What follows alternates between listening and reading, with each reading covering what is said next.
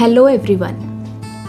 Today we are going to read a very interesting and thoughtful poem about trees and nature. The name of the poem is On Killing a Tree. It is written by Gieve Patel, an Indian poet. As we move ahead, you will understand that cutting a tree is not so easy, and also how this poem gives us an important message for our life. Alright, let us begin. The poem begins with these lines. It takes much time to kill a tree.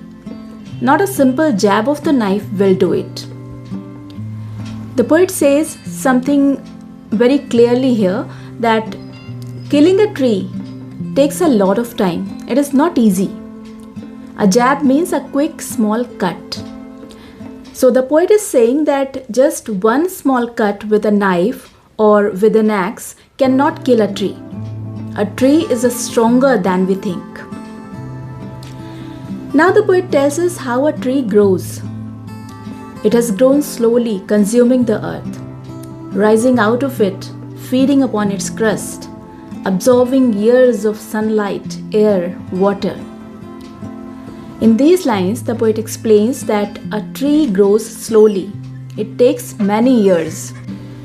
The word consuming means taking in or using. So the tree takes food from the soil, and crust means the top layer of the soil. The tree also takes sunlight, air, and water for many years. So a tree's life depends on nature. And out of its leprous hide sprouting leaves. Leprous hide means the outer bark of the tree, skin of the tree that looks rough and uneven. But even from that rough bark, new green leaves grow. Sprouting means growing. So even if a tree looks old or damaged, it still has life in it. Now the poet says, so hack and chop, but this alone won't do it. Not so much pain will do it. Hack and chop means cutting again and again.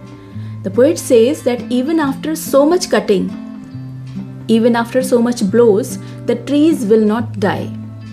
Only giving pain is not enough. The tree is very strong. The bleeding bark will heal. When a tree is cut, a liquid comes out. This is called sap, and the poet compares this sap to blood. But still, the bleeding bark of the tree heals itself.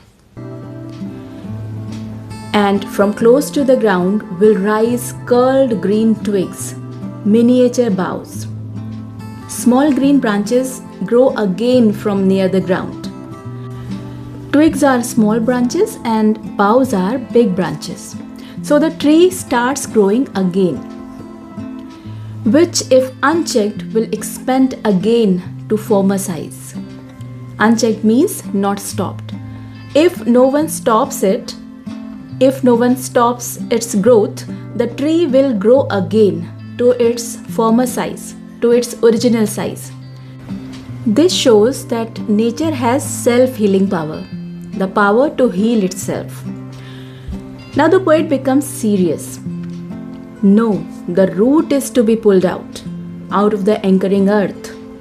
The poet says that if someone really wants to kill a tree, they must pull out its roots. Roots are inside the soil. Roots hold the tree tightly in the ground. It is to be roped, tied, and pulled out, snapped out or pulled out entirely. The roots must be tied with ropes and pulled out with force entirely. Entirely means completely. This shows violence and cruelty. Out from the earth cave and the strength of the tree exposed. Earth cave means the deep soil where roots stay hidden. When roots come out, the strength of the tree is exposed.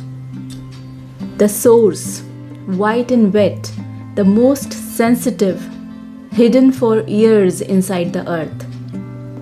These roots are the source of life.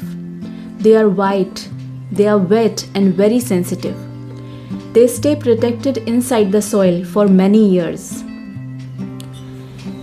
Then the matter of scorching and choking in sun and air.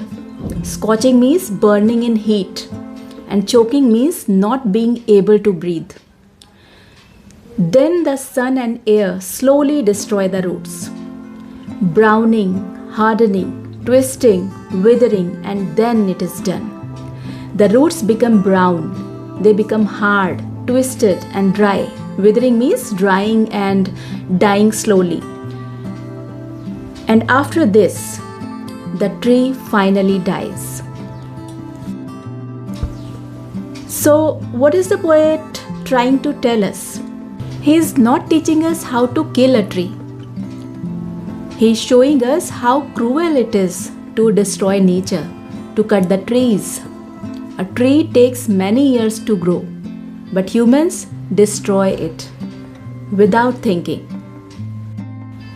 Through this poem, the poet gives us a very strong message that we must respect nature.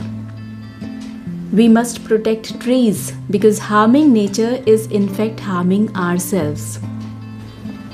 Alright, we'll stop here for today. Keep thinking about the message of this poem and try to follow it in real life. I'll see you in the next video. Until then, stay safe and keep learning. Bye-bye.